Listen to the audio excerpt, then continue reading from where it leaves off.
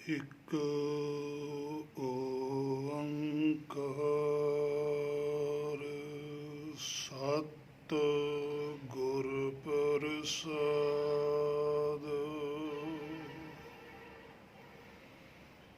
ਵਿਸਰ ਨਾਹੀ ਦਾਤਾਰ ਆਪਣਾ ਨਾਮ ਦੇਹੋ ਗੁਣੀ ਗਾਵਾਂ ਦਿਨ ਰਾਤ ਨਾਨਕ ਚਾਉ ਇਹੋ।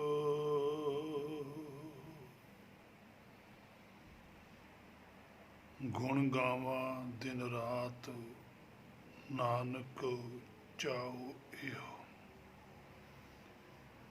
ਹੇ ਸੱਚੇ ਪਾਤਸ਼ਾਹ, ਆਪ ਜੀ ਦਾ ਬੇਅੰਤ ਸ਼ੁਕਰ ਹੈ। ਇਹ ਜੋ ਸਮਾਂ ਆਪ ਜੀ ਨੇ ਗੁਰਬਾਣੀ ਸ਼ਬਦ ਵਿਚਾਰਨ ਦਾ ਬਖਸ਼ਿਸ਼ ਕੀਤਾ ਹੈ, ਸੋ ਚੱਲ ਰਹੀ ਗੁਰਬਾਣੀ ਸ਼ਬਦ ਦੀ ਜੋ ਵਿਚਾਰ ਹੈ, ਗੁਰ ਕਿਰਪਾ ਦੁਆਰਾ ਆਪਾਂ ਸਾਰੇ ਰਲ ਕੇ ਕਰ ਰਹੇ ਹਾਂ। ਜਿਵੇਂ ਕੱਲ ਨਿਰਭਉ ਸ਼ਬਦ ਬਾਰੇ ਜੋ ਗੁਰਬਾਣੀ ਤੋਂ ਸੋਝੀ ਆਈ ਉਹ ਵਿਖਿਆਨ ਕੀਤਾ ਗਿਆ, ਇਸੇ ਤਰ੍ਹਾਂ ਹੀ ਉਸ ਤੋਂ ਅਗਲਾ ਜੋ ਵਚਨ ਹੈ ਉਹ ਸ਼ਬਦ ਹੈ ਨਿਰਵੈਰ। ਏਕੰਕਾਰ ਹੀ ਨਿਰਭਉ ਨਿਰਵੈਰ ਹੈ, ਜੋ ਇੱਕ ਹੈ। ਇੱਕ ਦੇ ਅੰਦਰ ਹੀ ਇਹ ਸਦਗੁਣ ਹਨ, ਕਿਉਂਕਿ ਉਸ ਏਕੰਕਾਰ ਦੇ ਅੰਦਰ ਦੂਜੀ ਕੋਈ ਇੱਛਾ ਹੀ ਨਹੀਂ, ਸੋਚ ਹੀ ਨਹੀਂ। ਉਹ ਤਾਂ ਸਾਰਿਆਂ ਨੂੰ ਆਪਣੇ ਵਰਗਾ ਹੀ ਸਮਝਦਾ ਹੈ। ਸਤਿਗੁਰ ਸਭਨਾਂ ਦਾ ਭਲਾ ਮਨਾਏਂਦਾ, ਤਿਸ ਦਾ ਬੁਰਾ ਕਿਉਂ ਹੋਏ। ਫਿਰ ਆਪਣਿਆਂ ਨਾਲ ਵੀ ਕਾਹਦਾ ਵੈਰ ਹੁੰਦਾ ਹੈ। ਸੋ ਵੈਰ ਨਾ ਹੋਣ ਕਰਕੇ, ਦੂਜੀ ਸੋਚ ਨਾ ਹੋਣ ਕਰਕੇ, ਉਹ ਜੋਤੀਆਂ ਜੋ ਸੱਚਖੰਡ ਦੇ ਅੰਦਰ ਨਿਵਾਸ ਕਰਦੀਆਂ ਹਨ ਉਹ ਨਿਰਵੈਰ ਹਨ। ਉਸੇ ਤਰ੍ਹਾਂ ਦਾ ਹੀ ਸੁਭਾਅ ਪਾਤਸ਼ਾਹੀਆਂ ਦਾ, ਭਗਤ ਸਾਹਿਬਾਨਾਂ ਦਾ, ਬੇਅੰਤ ਗੁਰਸਿੱਖਾਂ ਦਾ ਬਣਦਾ ਹੈ, ਔਰ ਉਹ ਬਣਾਉਣਾ ਅਤੀ ਜ਼ਰੂਰੀ ਹੈ। ਇਹ ਨਿਰਵੈਰਤਾ ਵਾਲਾ ਗੁਣ ਜੋ ਭਵ ਸਾਗਰ ਦੇ ਅੰਦਰ ਜੋਤ ਆਈ ਹੋਈ ਹੈ, ਹੇ ਮੇਰੇ ਮਨਾ, ਉਹਨਾਂ ਦੇ ਅੰਦਰ ਵੀ ਇਹ ਗੁਣ ਹੋਣਾ ਬਹੁਤ ਜ਼ਰੂਰੀ ਹੈ। ਨਿਰਵੈਰ ਹੋਣ ਕਰਕੇ ਤਾਂ ਇੱਕ ਹੈ ਜਿਹੜਾ, ਉਹੀ ਪੂਰਨ ਬ੍ਰਹਮ ਹੈ, ਏਕੰਕਾਰ ਹੈ, ਸਾਬਤ ਹੈ। ਸੋ ਜਿਹੜਾ ਸਾਡਾ ਮੂਲ ਹੈ ਉਸ ਦਾ ਇਹੀ ਗੁਣ ਗਲਿਆ ਹੋਇਆ। ਜਿਹੜੀਆਂ ਜੋਤੀਆਂ ਭਵ ਸਾਗਰ ਦੇ ਅੰਦਰ ਨੇ ਉਹਨਾਂ ਦੇ ਕੁਛ ਗੁਣ ਗਲੇ ਹੈ, ਕੁਛ ਗੁਣ ਪੂਰੇ ਹੈ। ਜਿਵੇਂ ਸਾਡੀ ਜਿਹੜੀ ਪ੍ਰਾਤਮਾ ਹੈ ਉਹ ਨਿਰਭਉ ਨਹੀਂ ਹੈ, ਉਹ ਨਿਰਵੈਰ ਨਹੀਂ ਹੈ, ਉਹ ਅਕਾਲ ਮੂਰਤ ਨਹੀਂ ਹੈ, ਉਹ ਅਜੂਨੀ ਨਹੀਂ ਹੈ। ਜੂਨੀ ਦੇ ਅੰਦਰ ਹੈ, ਕਾਲ ਮੂਰਤ ਹੈ, ਵੈਰ ਰਹਿਤ ਹੈ, ਭੈ ਰਹਿਤ ਨਹੀਂ ਹੈਗੀ। ਵੈਰ ਹੈ ਅੰਦਰ ਸਾਡੇ ਅੰਦਰ ਭੈ ਵੀ ਹੈ, ਪਰ ਚਾਰ ਗੁਣ ਨੇ ਜਿਹੜੇ ਉਹ ਇਹਦੇ ਕੋਲ ਹੈਗੇ ਮੂਲ ਕੋਲ। ਓੰਕਾਰ ਹੈ, ਸਤਨਾਮ ਹੈ, ਸਤ ਸਰੂਪ ਹੈ, ਸਤ ਦੀ ਸੋਝੀ ਹੈ, ਕਰਤਾ ਹੈ, ਪਰ ਪੁਰਖ ਨਹੀਂ ਹੈ, ਕਰਤਾ ਹੈ। ਸੋ ਪਰ ਪੂਰੀ ਸੋਝੀ ਜ਼ਰੂਰ ਹੈ। ਜਿਹੜੀ ਸਾਡੀ ਪ੍ਰਾਤਮਾ ਉਹਨੂੰ ਤਾਂ ਪੂਰੀ ਸੋਝੀ ਹੈ ਹੁਕਮ ਦੀ, ਪਰ ਪ੍ਰਾਤਮਾ ਦਾ ਜਿਹੜਾ ਧਿਆਨ ਹੈ, ਆਤਮਾ ਹੈ, ਇਹਦੇ ਕਰਕੇ ਉਹਨੂੰ ਪੂਰੀ ਸੋਝੀ ਦਾ ਸੁਗਿਆਨ ਨਹੀਂ ਹੈ। ਜਿਵੇਂ ਸਾਡੇ ਕੋਲ ਕੋਈ ਵਸਤੂ ਹੋਵੇ, ਹੈ ਸਾਡੀ ਜੇਬ ਦੇ ਵਿੱਚ, ਪਰ ਸਾਨੂੰ ਨਹੀਂ ਪਤਾ। ਸਾਨੂੰ ਕੋਈ ਦੂਸਰਾ ਬੰਦਾ ਆ ਕੇ ਦੱਸੇ ਵੀ ਤੇਰੇ ਕੋਲ ਫਲਾਨੀ ਚੀਜ਼ ਹੈ, ਤਾਂ ਫਿਰ ਅਸੀਂ ਆਪਣੀ ਜੇਬ 'ਚ ਹੱਥ ਮਾਰ ਕੇ ਦੇਖੀਏ, ਅਸੀਂ ਫਿਰ ਹੈਰਾਨ ਹੋਵਾਂਗੇ ਵੀ ਇਹ ਸਾਡੇ ਕੋਲ, ਔਰ ਸਾਡੀ ਉਹ ਚੀਜ਼ ਹੈ। ਇਸੇ ਕਰਕੇ ਪਾਤਸ਼ਾਹ ਕਹਿੰਦੇ ਵਿਸਰਿਆ ਜਿਨ ਨਾਮ। ਹੁਣ ਨਾਮ ਸਾਡੇ ਹਿਰਦੇ 'ਚ ਹੈ, ਪਰ ਉਹ ਵਿਸਰਿਆ ਹੋਇਆ ਸਾਨੂੰ। ਪ੍ਰਾਣੀ ਤੋਂ ਆਇਆ ਲਾਹਾ ਲੈਣ, ਆਹੀ ਤਾਂ ਅਸੀਂ ਲਾਹਾ ਲੈਣਾ ਹੈ ਕਿ ਜਿਹੜੀ ਚੀਜ਼ ਸਾਤੋਂ ਵਿਸਰੀ ਹੋਈ ਹੈ ਉਹ ਅਸੀਂ ਪ੍ਰਾਪਤ ਕਰਨੀ ਹੈ। ਤੇ ਜਿੰਨਾ ਚਿਰ ਉਹ ਪ੍ਰਾਪਤ ਨਹੀਂ ਹੁੰਦੀ ਤਾਂ ਭੋਏ ਭਾਰਤੀ ਹੈ, ਉਨਾ ਚਿਰ ਹਿਰਦੇ ਦੇ ਅੰਦਰ ਭਾਰ ਹੈ, ਡਰ ਹੈ, ਭੈ ਹੈ, ਵੈਰਤ ਹੈ, ਕਾਲ ਮੂਰਤ ਹੈ, ਜੂਨੀ ਚ ਹੈ।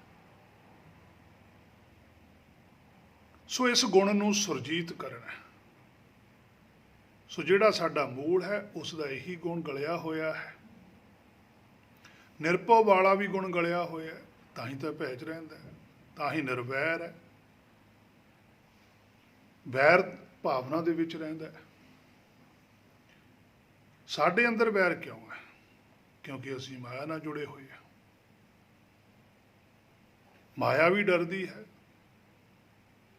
ਭੈ ਵਿੱਚ ਹੈ ਉਸ ਪਰਮੇਸ਼ਰ ਦੇ। ਅਸੀਂ ਉਹ ਇੱਕ ਵਾਲਾ ਗੁਣ ਛੱਡ ਕੇ ਦੋ ਹਿੱਸਿਆਂ ਵਿੱਚ ਰਹਿਣਾ ਠੀਕ ਸਮਝ ਲਿਆ। ਸਾਡਾ ਮੂਲ ਤਾਂ ਫਿਰ ਵੀ ਉੱਧਰ ਹੀ ਖੜਾ ਹੈ, ਇੱਕ ਵਾਲੇ ਪਾਸੇ ਹੀ ਖੜਾ ਹੈ। ਭਾਵ ਕਿ ਜਿਹੜੀ ਸਾਡੀ ਪ੍ਰਾਤਮ ਹੈ ਉਹ ਹੁਕਮ 'ਚ ਹੀ ਹੈ। ਸਤਿਗੁਰ ਜਾਗਦਾ ਹੈ ਦਿਓ, ਉਹ ਤਾਂ ਜਾਗਦਾ ਹੀ ਹੈ, ਪਰ ਭੁੱਲੀ ਮਾਲ ਨਹੀਂ ਹੈ। ਉਹ ਜਿਹੜੀ ਬੁੱਧੀ ਹੈ, ਜੀਵ ਹੈ, ਉਹ ਭੁੱਲਿਆ ਹੋਇਆ ਹੈ ਤਾਂ ਉਹ ਜੋਤੀ ਸਰੂਪ, ਪਰ ਮਨ ਭੁੱਲਿਆ ਹੋਇਆ। ਤਾਂ ਹੀ ਮਨ ਨੂੰ ਆਖਿਆ ਵੀ ਮਨ ਤੂੰ ਜੋਤ ਸਰੂਪ ਹੈ, ਆਪਣਾ ਮੂਲ ਪਛਾਣ। ਇਹ ਭੁੱਲਿਆ ਹੈ ਕੁਛ, ਭਰਮੇ ਭੁੱਲਾ ਦੈ ਦਿਸਤਾਵੈ ਹੈ ਇੱਕੋ ਹੀ, ਪਰ ਧਿਆਨ ਮਾਇਆ 'ਚ ਆ ਗਿਆ। ਜਿੱਦਣ ਮਾਇਆ 'ਚੋਂ ਧਿਆਨ ਪੱਟ ਲਿਆ ਫਿਰ ਇੱਕੋ ਹੀ ਹੈ। ਜਿੰਨਾ ਚਿਰ ਧਿਆਨ ਮਾਇਆ 'ਚ ਹੈ, ਇੱਕ ਹੁੰਦਾ ਹੋਇਆ ਵੀ ਦੋ ਹਿੱਸਿਆਂ 'ਚ ਹੈ। ਪਰ ਜਦੋਂ ਧਿਆਨ ਮਾਇਆ 'ਚ ਨਹੀਂ ਹੈ ਫਿਰ ਸਤ ਸਰੂਪ ਹੈ, ਫਿਰ ਇੱਕੋ ਹੀ ਹੈ।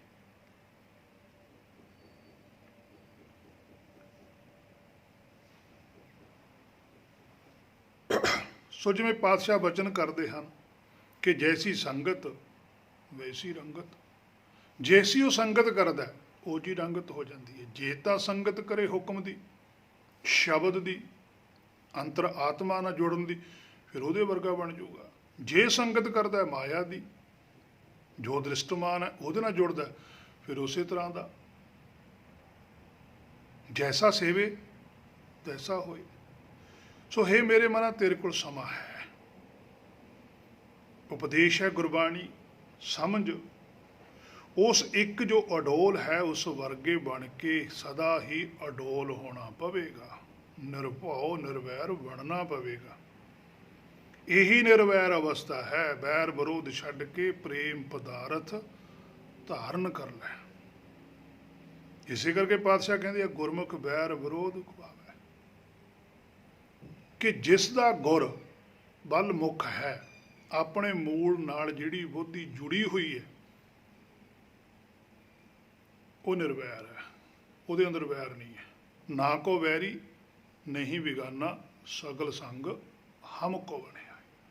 ਇਹ ਨਿਸ਼ਾਨੀ ਹੈ ਕਿ ਜਿਹਦੇ ਉੱਪਰ ਪਰਮੇਸ਼ਰ ਦੀ ਮਿਹਰ ਹੈ, ਜਿਹਦੇ ਹਿਰਦੇ ਦੇ ਅੰਦਰ ਸ਼ਬਦ ਗੁਰੂ ਪ੍ਰਗਟ ਹੈ, ਉਹਦੀ ਨਿਸ਼ਾਨੀ ਹੈ ਕਿ ਉਹਦੇ ਅੰਦਰ ਵੈਰ ਵਿਰੋਧ ਨਹੀਂ ਹੁੰਦਾ।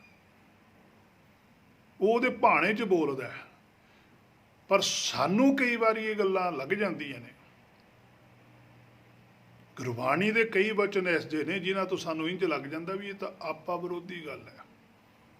ਜਿਵੇਂ ਪਾਤਸ਼ਾਹ ਕਹਿੰਦੇ ਅਸੰਖ ਮੂਰਖ ਅੰਧ ਘੋਰ, ਅਸੰਖ ਚੋਰ ਹਰਾਮ ਖੋਰ। ਵੀ ਇੱਥੇ ਦਾ ਪਾਤਸ਼ਾਹ ਕਹਿੰਦੇ ਵੀ ਅਸੰਖਾਂ ਹੀ ਮੂਰਖ ਨੇ। ਇੱਕ ਪਾਸੇ ਪਾਤਸ਼ਾਹ ਕਹਿੰਦੇ ਨਾ ਕੋ ਮੂਰਖ ਨਾ ਕੋ ਸਿਆਣਾ, ਵਰਤੇ ਸਭ ਕੁਛ ਤੇਰਾ ਭਾਣਾ। ਉੱਥੇ ਪਾਤਸ਼ਾਹ ਨੇ ਗੱਲ ਕੀਤੀ ਅਸੰਖ ਮੂਰਖ, ਅੰਧ ਘੋਰ, ਅਸੰਖ ਚੋਰ, ਹਰਾਮ ਖੋਰ। ਇਹ ਜਿਹੜੀਆਂ ਜੋਤੀਆਂ ਸੱਚ ਨੂੰ ਜਾਣਦੀਆਂ ਹੋਈਆਂ ਵੀ ਸੱਚ ਨੂੰ ਸਵੀਕਾਰ ਨਹੀਂ ਕਰਦੀਆਂ, ਇਹ ਉਹਨਾਂ ਦੀ ਗੱਲ ਹੈ। ਹੁਣ ਮਨੁੱਖਾ ਤਨ ਦੇ ਅੰਦਰ ਹਰ ਕੋਈ ਜਾਣਦਾ, ਜਿੰਨੇ ਵੀ ਮਨੁੱਖ ਨੇ, ਕਿਉਂਕਿ ਉਪਦੇਸ਼ ਗੁਰਬਾਣੀ ਸਿਰਫ ਮਨੁੱਖਾਂ ਨੂੰ ਹੈ। ਇਸੇ ਕਰਕੇ ਪਾਤਸ਼ਾਹ ਨੇ ਆਖਿਆ ਨਾ, ਮਨ ਜਾਣਤ ਸਭ ਬਾਤ, ਜਾਣਤ ਹੀ ਔਗਣ ਕਰੇ, ਫਿਰ ਕਾਹੀ ਕੀ ਕੁਸਲਾਤ, ਹਾਥ ਦੀਪ ਕੂਏ ਪਰ। ਇਹਦਾ ਮਤਲਬ ਵਿਅਕਤੀ ਨੂੰ ਸਭ ਪਤਾ ਵੀ ਇੱਥੋਂ ਨਾਲ ਕੁਛ ਨਹੀਂ ਜਾਣਾ। ਜਿੰਨੀ ਮਰਜ਼ੀ ਭੱਜ ਦੌੜ ਕਰ ਲਵੇ, ਇਹ ਪਤਾ ਹੈ ਨਾ, ਇਹ ਮੇਰੇ ਮਨ ਤੈਨੂੰ ਪਤਾ ਹੈ। ਇਸੇ ਕਰਕੇ ਪਾਤਸ਼ਾਹ ਨੇ ਉੱਥੇ ਕਿਹਾ ਵੀ ਤੂੰ ਮੂਰਖ ਹੈ, ਤੂੰ ਜਾਣ ਕੇ ਮੂਰਖ ਬਣਿਆ ਹੈ। ਜੇ ਤੂੰ ਭਾਣੇ 'ਚ ਰਹੇ ਫਿਰ ਨਾ ਕੋਈ ਮੂਰਖ ਨਾ ਕੋਈ ਸਿਆਣਾ। ਹੁਣ ਤੂੰ ਸਿਆਣਪ ਜਿਹੜੀ ਵਰਤਦਾ ਉਹ ਮਾਇਆ ਵਾਸਤੇ ਵਰਤਦਾ, ਤੇ ਜੋ ਇਹੀ ਸਿਆਣਪ ਬ੍ਰਹਮ ਲਈ ਵਰਤ ਲਵੇਂ, ਪਰ ਬ੍ਰਹਮ ਲਈ ਤਾਂ ਵਰਤ ਨਹੀਂ ਰਿਹਾ। ਈਵਨ ਕਿ ਜ਼ਿਆਦਾ ਉਪਦੇਸ਼ ਗੁਰਬਾਣੀ ਦੇ ਵਿੱਚ ਜਿਹੜੇ ਧਾਰਮਿਕ ਲੋਕ ਕਹਾਉਂਦੇ ਆ ਉਹਨਾਂ ਨੂੰ ਹੀ ਹੈ, ਕਿਉਂਕਿ ਧਾਰਮਿਕ ਆਗੂਆਂ ਨੇ ਹੀ ਤਾਂ ਬਾਟ ਖੋਟੀ ਕੀਤੀ ਹੈ। ਪਾਹਨ ਬੋਡੀ ਪ੍ਰਥਮੀ ਪੰਡਤ ਪਾੜੀ ਬਾਟ, ਪੰਡਤ ਨਹੀਂ ਬਾਟ ਪਾੜੀ ਹੈ। ਉਸ ਵੇਲੇ ਪੰਡਤ ਸੀ, ਅੱਜ ਸਾਡੇ ਵੀ ਧਾਰਮਿਕ ਪੁਜਾਰੀ ਨੇ ਜਿਨ੍ਹਾਂ ਨੇ ਗੁਰਬਾਣੀ ਦੇ ਅਰਥ ਬਦਲ ਦਿੱਤੇ। ਉਹਨਾਂ ਨੇ ਵੇਦਾਂ ਦਾ ਅਰਥ ਬਦਲ ਕੇ ਸਿਮਰਤ ਸ਼ਾਸਤਰ ਘੜਿਆ, ਤੇ ਸਾਡੇ ਗੁਰਬਾਣੀ ਦੇ ਅਰਥ ਬਦਲ ਕੇ ਇਤਿਹਾਸ ਲਿਖਿਆ ਗਿਆ। ਗੁਰਬਾਣੀ ਦੇ ਅਰਥ ਬਦਲ ਕੇ ਟੀਕੇ ਕੀਤੇ ਗਏ। ਉਹਨਾਂ ਟੀਕਿਆਂ ਦੇ ਵਿੱਚ ਅਰਥ ਸਾਰਾ ਹੀ ਸੰਸਾਰੀ ਆ ਬਾਹਰਲੀ ਜਿਹੜੀ ਜੜ ਸਦੇਹੀ ਹੈ ਇਹਦੇ ਨਾਲ ਹੀ ਜੋੜ ਦਿੱਤਾ। ਜੋ ਬਾਹਰ ਮਾਇਆ ਦਿਸਦੀ ਹੈ ਮਾਇਆ ਨਾਲ ਹੀ ਜੋੜ ਦਿੱਤਾ। ਬ੍ਰਹਮ ਉਹਨਾਂ ਨੇ ਵੀ ਛੱਡਤਾ, ਜਦ ਕਿ ਗੁਰਬਾਣੀ ਬ੍ਰਹਮ ਦੀ ਗੱਲ ਕਰਦੀ ਹੈ। ਮਾਇਆ ਤੋਂ ਗੁਰਬਾਣੀ ਤੋੜਦੀ ਹੈ, ਸੱਚ ਦੇ ਨਾਲ ਜੋੜਦੀ ਹੈ। ਸੋ ਸਾਡੇ ਕੋਲੇ ਸਮਾਂ ਹੈ ਮੇਰੇ ਮਨਾਂ, ਤੇਰੇ ਕੋਲ ਸਮਾਂ ਕਿ ਜੇ ਤੂੰ ਉਸ ਅਵਸਥਾ ਨੂੰ ਪ੍ਰਾਪਤ ਕਰਨਾ ਚਾਹੁੰਦਾ, ਆਪਣਾ ਮੂਲ ਪਛਾਣਨਾ ਚਾਹੁੰਦਾ, ਤਾਂ ਤੈਨੂੰ ਨਿਰਵੈਰ ਹੋਣਾ ਪਵੇਗਾ। ਜਿਵੇਂ ਪਾਤਸ਼ਾਹ ਗੁਰਬਾਣੀ 'ਚ ਬਚਨ ਕਰਦੇ ਹਨ, ਅੰਗ 98 ਦੇ ਉੱਪਰ, ਨਿਰਹਾਰੀ ਕੇਸਵ ਨਿਰਵੈਰਾ। ਨਿਰਹਾਰੀ ਜਿਹਦੇ ਅੰਦਰ ਮਾਇਆ ਦੀ ਭੁੱਖ ਨਹੀਂ ਹੈ, ਉਹ ਕੇਸਵ ਹੈ। ਕੇਸਵ ਕੌਣ ਹੈ? ਸਾਡਾ ਮੂਲ ਹੈ, ਜਿਹਦੇ ਵਿੱਚੋਂ ਮਨ ਪੈਦਾ ਹੋਇਆ। ਜਿਵੇਂ ਸਾਡੇ ਬਾਹਰ ਕੇਸ ਨੇ, ਇਹ ਵੀ ਤਾਂ ਕਾਸੇ ਚੀਜ਼ ਚੋਂ ਪੈਦਾ ਹੁੰਦੇ, ਜਿਨ੍ਹਾਂ ਨੂੰ ਅਸੀਂ ਕੇਸ ਮੰਨਦੇ ਹਾਂ, ਵੈਸੇ ਤਾਂ ਬਾਲ ਨੇ, ਇੱਕ ਤੋਂ ਪੈਦਾ ਹੁੰਦੇ ਆ। ਇਸੇ ਤਰ੍ਹਾਂ ਜਿਹੜਾ ਸਾਡਾ ਮੂਲ ਆ ਉਹ ਕੇਸਵ ਹੈ, ਉਹਦੇ ਅੰਦਰੋਂ ਕੁਝ ਪੈਦਾ ਹੋਇਆ, ਉਹ ਮਨ ਹੈ। ਹੁਣ ਮਨ ਦੇ ਅੰਦਰ ਪਹਿਲਾਂ ਭੁੱਖ ਸੀਗੀ ਮਾਇਆ ਦੀ, ਭੁੱਖਿਆਂ ਭੁੱਖ ਨਾ ਉਤਰ ਜੇ ਬੰਨਾ ਪੁਰੀਆਂ ਪਾਰ। ਪਾਤਸ਼ਾਹ ਕਹਿੰਦੇ ਭੁੱਖ ਕਰਕੇ ਦੇਖ ਲਈ, ਬਥੇਰੀਆਂ ਜੂਨੀਆਂ ਭੁੱਖ 'ਚ ਹੀ ਹੰਢਾਈਆਂ ਨੇ। ਪਿੱਛੇ ਜਿਹੜੀਆਂ ਮਨੁੱਖਾ ਤਨ ਤੋਂ ਬਿਨਾਂ ਜੂਨੀਆਂ ਭੁਗਤੀਆਂ ਨੇ, ਉਹ ਸਾਰੀਆਂ ਭੁੱਖ ਦੇ ਕਾਰਨ ਹੀ ਭੁਗਤੀਆਂ ਨੇ। ਤੇ ਹੁਣ ਵੀ ਤੂੰ ਮਨੁੱਖਾ ਤਨ ਦੇ ਵਿੱਚ ਆ ਕੇ ਵੀ ਕਹੀ ਜਾਂਦਾ, ਇਹ ਮੇਰੇ ਮਨਾਂ ਇੱਕ ਪੰਜਾਬੀ 'ਚ ਸਲੋਗਨ ਆ ਵੀ ਅਸੀਂ ਤਾਂ ਭਾਈ ਦਾਣਾ ਪਾਣੀ ਚੁਗਣਾ ਹੈ। ਤੇ ਗੁਰਬਾਣੀ ਕਹਿੰਦੀ ਅੰਨ ਪਾਣੀ ਥੋੜਾ ਖਾਇਆ, ਕਹਿੰਦੇ ਪਹਿਲਾਂ ਥੋੜਾ ਖਾ ਲਿਆ। ਅਸੀਂ ਅੰਨ ਪਾਣੀ ਚੁਗਣ ਨਹੀਂ ਆਏ। ਜੇ ਅਸੀਂ ਅੰਨ ਪਾਣੀ ਚੁਗਣੀ ਆਏ ਫਿਰ ਅਸੀਂ ਇਸ ਦੇਹੀ ਨਾਲ ਹੀ ਜੁੜੇ ਹੋਏ, ਜਿਹੜੀ ਬਾਹਰ ਦੀ ਬਦੇਹੀ ਹੈ ਜਿਹੜੀ। ਫਿਰ ਸਾਨੂੰ ਦੁਬਾਰਾ ਫਿਰ ਇਹੀ ਸਰੀਰ ਮਿਲੂਗਾ, 84 ਲੱਖ ਜੂਨੀ 'ਚੋਂ ਕੋਈ ਵੀ ਮਿਲ ਜਾਵੇ। ਅਸੀਂ ਆਪਣੀ ਬੰਦ ਖਲਾਸੀ ਕਰਾਉਣ ਆਏ ਹੋਏ ਹਾਂ। ਅਸੀਂ ਇਸ ਸੰਸਾਰ 'ਚੋਂ ਨਿਕਲਣ ਵਾਸਤੇ ਆਏ ਹਾਂ। ਪਰ ਜੇ ਅੰਨ ਪਾਣੀ ਨਾਲ ਹੀ ਖੜਾਂਗੇ ਫਿਰ ਤਾਂ ਇੱਥੇ ਹੀ ਖੜਾਂਗੇ। ਇੱਕ ਬਚਨ ਹੈ ਪਾਤਸ਼ਾਹ ਦਾ, ਉਹਨੂੰ ਹੀ ਅਸੀਂ ਇਸਤੇਮਾਲ ਗਲਤ ਕਰ ਲੈਂਦੇ ਹਾਂ ਕਿ ਜਹਾਂ ਦਾਣੇ ਤਾਹਾਂ ਖਾਣੇ, ਨਾਨਕ ਕਾ ਸੱਚ ਨੱਕ ਨੱਥ ਖਸਮ ਹੱਥ ਕਿਰਤ ਰੱਖੇ ਦੇ, ਜਹਾਂ ਦਾਣੇ ਤਾਹਾਂ ਖਾਣੇ ਨਾਨਕ ਕਾ ਸੱਚ। ਹੁਣ ਨੱਕ ਨੱਥ ਖਸਮ ਹੱਥ, ਕਿ ਨੱਕ ਦੇ ਵਿੱਚ ਨੱਥ ਪਈ ਹੋਈ ਹੈ। ਨੱਥ ਕੀ ਹੈ? ਹੁਕਮ ਪਿਆ ਹੈ। ਖਸਮ ਦੇ ਹੱਥ 'ਚ ਹੈ, ਸਾਰੀਆਂ ਹੀ ਜੁਨੀਆਂ ਚੱਲਦੀਆਂ ਨੇ। ਖਸਮ ਹੱਥ ਕਿਰਤ ਧੱਕੇ ਦੇ, ਕਿ ਜਿਹੜੀ ਸਾਡੀ ਸੋਚ ਹੈ ਉਹ ਸਾਨੂੰ ਧੱਕਾ ਦਿੰਦੀ ਹੈ, ਉਹ ਹੁਕਮ ਤੋਂ ਬਾਹਰ ਰਹਿਣ ਦੀ ਪ੍ਰੇਰਣਾ ਕਰਦੀ ਹੈ। ਜਿਵੇਂ ਅੱਜ ਸਾਡੇ ਕੋਲ ਗੁਰਬਾਣੀ ਹੈ, ਅਸੀਂ ਇਸ ਗੱਲ ਨੂੰ ਤਾਂ ਮੰਨਦੇ ਹਾਂ ਕਿ ਗੁਰਬਾਣੀ ਸੱਚ ਹੈ, ਪਰ ਹੇ ਮੇਰੇ ਮਨਾ ਫਿਰ ਤੂੰ ਮੰਨਦਾ ਕਿਉਂ ਨਹੀਂ ਗੁਰਬਾਣੀ? ਜੇ ਗੁਰਬਾਣੀ ਸੱਚ ਹੈ ਫਿਰ ਤੂੰ ਕਿਸੇ ਦਾ ਬੁਰਾ ਕਿਉਂ ਸੋਚਦਾ? ਜੇ ਗੁਰਬਾਣੀ ਸੱਚ ਹੈ ਫਿਰ ਤੂੰ ਈਰਖਾ ਕਿਉਂ ਕਰਦਾ? ਜੇ ਗੁਰਬਾਣੀ ਸੱਚ ਹੈ ਫਿਰ ਤੂੰ ਕਿਸੇ ਨਾਲ ਰੰਜਿਸ਼ ਕਿਉਂ ਕਰਦਾ? ਫਿਰ ਤੈਨੂੰ ਕਿਸੇ ਦੇ ਗੁੱਸਾ ਗਿੱਲਾ ਕਰਦਾ? ਗੁਰਬਾਣੀ ਤਾਂ ਇਹ ਗੱਲ ਤੂੰ ਰੋਕ ਲਾਉਂਦੀ ਹੈ। ਸੋ ਇਹਦਾ ਮਤਲਬ ਤੂੰ ਗੁਰਬਾਣੀ ਨਹੀਂ ਮੰਨਦਾ, ਗੁਰਬਾਣੀ ਪੜ੍ਹਦਾ ਜ਼ਰੂਰ ਹੈ। ਪੜ੍ਹ ਕੇ ਹੀ ਤੈਨੂੰ ਬਹੁਤ ਵੱਡਾ ਭਰਮ ਪਿਆ ਹੈ ਵੀ ਮੈਂ ਪਤਾ ਨਹੀਂ ਕਿੱਡਾ ਕੁ ਵੱਡਾ ਗੁਰਸਿੱਖ। मैं वड्डा किड्डा गुरमुख है, पढ़िया ना ही भेद, पढ़ के नहीं पता लगना कुछ भी। बुझिया भावना जिन्ना चिर इस गुरबाणी तो नहीं ना बुझदा उन्ना चिर नहीं है। किरत धक्के दे, किरत है साडी सोच,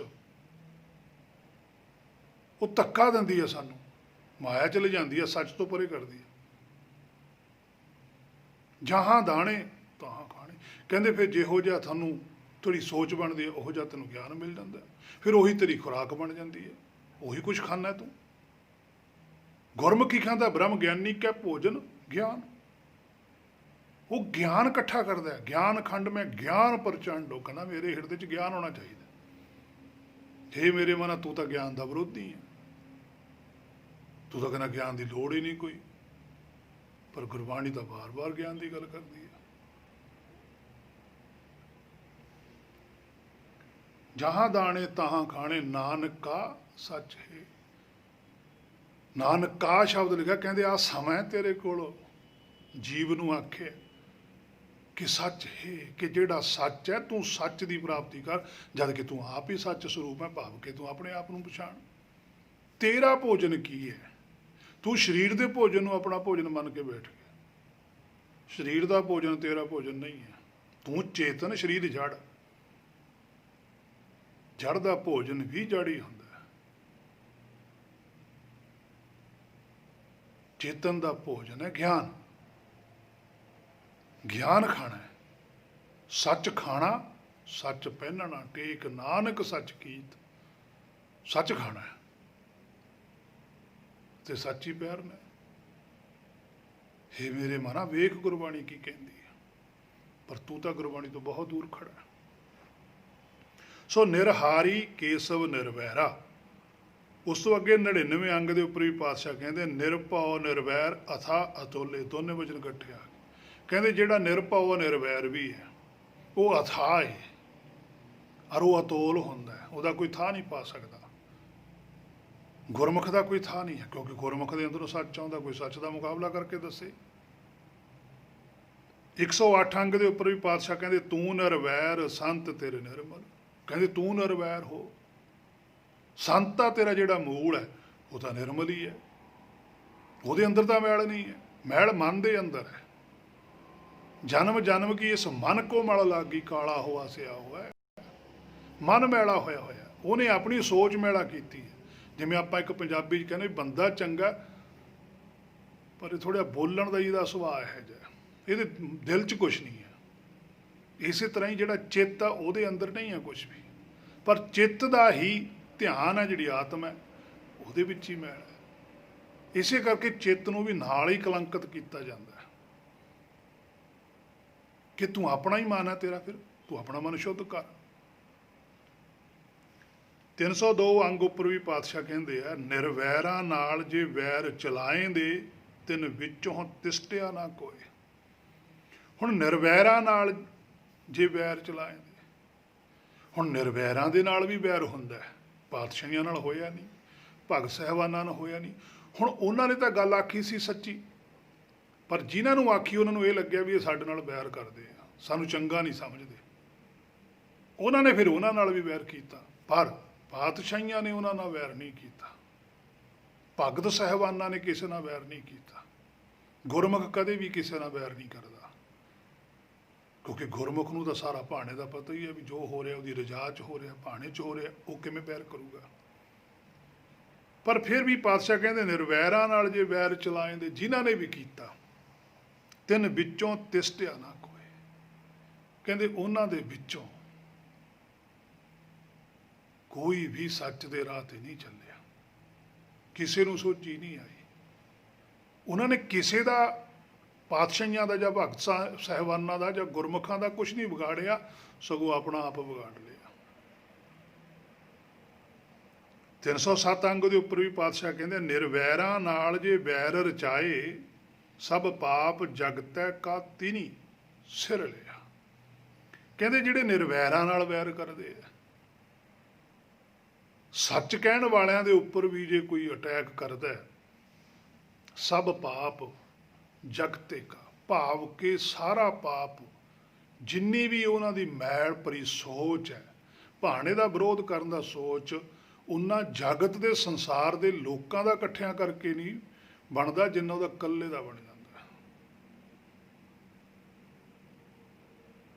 ਤਿਨੀ ਸਿਰ ਲਿਆ, ਉਹਨਾਂ ਨੇ ਆਪਣੀ ਬੁੱਧੀ ਤੇ ਗੱਲ ਲੈ ਲਈ। ਕਿਉਂਕਿ ਜਿਹੜਾ ਸੱਚ ਦਾ ਅੜਿੱਕਾ ਬਣੇ, ਸੱਚ ਦਾ ਅੜਿੱਕਾ ਬਣਨਾ ਬਹੁਤ ਔਖਾ ਹੈ, ਪਰ ਜਿਹੜਾ ਬਣਦਾ ਉਹ ਵੀ ਬਹੁਤ ਪਾਵਰ ਵਾਲਾ ਬਣਦਾ ਹੈ।